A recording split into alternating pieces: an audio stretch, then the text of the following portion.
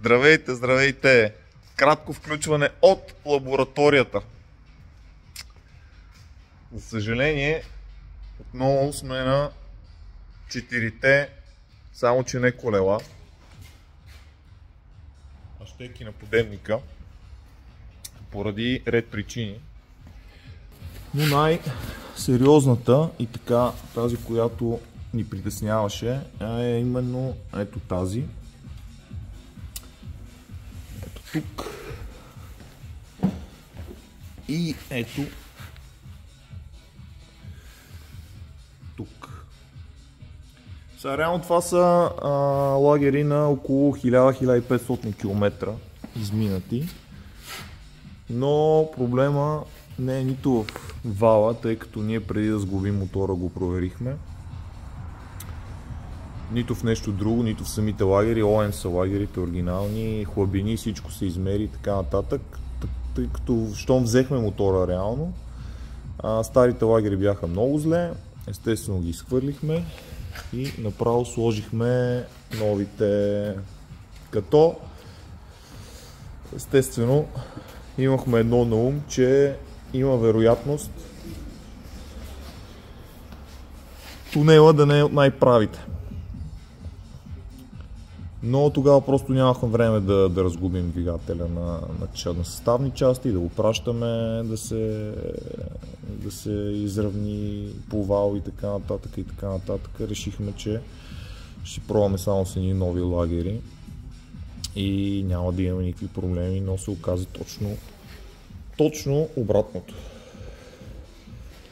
Следихме периодично маслата и при всяка смяна, може би 2 смени направихме, както и на маслените филтри, виждахме, че нещо се случва.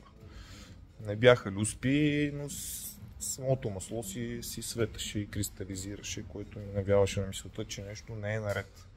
И затова решихме превентивно да го отворим набързо, за да видим какво е положението. Сега оказахме се прави. Не е тежко. Просто този път ще направим целият двигател както е по книгите.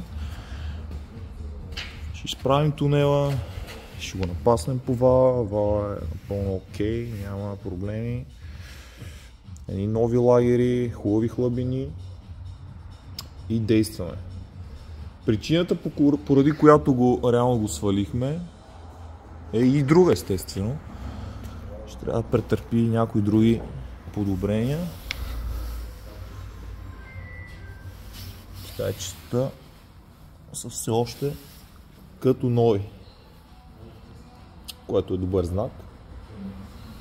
Маховик, който Ники НС е направил, ето там твърдия маховик, също върши своята работа, много добре е балансиран изглежда, тъй като няма никакъв проблем на първи лагер.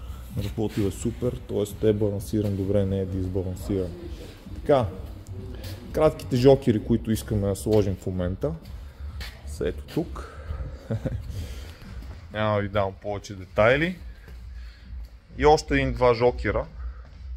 И ще бъдат най-вероятно. Вършещо усилие, тъй като с заводските дори и с DS2500 не се случват нещата и затова ще заложим на по-силни апарати с дискове. Общо взето е това. Като цяло сме доста доволни от това как е сработвало всичко. Двигател, кутия, децетето. Стават малко неща да се дооправят, естествено малко аеро.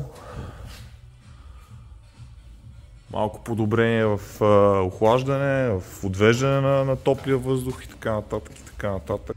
Но това са детайли за малко по-натам. Надявам се да успеем всичко да се творим до март месец и да сме на пътя. Това е. Ако можем да сме полезни с това видео, ще се радваме, тъй като е добре всеки, който има този двигател, естествено всеки поглежда лагерите в началото. Било то за смяна, било то не, но може би е хубаво да се направи изцяло, да се свали, да се премери тунел, да се премери вал. Ние премерихме вала, имаше съвсем малки отклонения и го изправихме.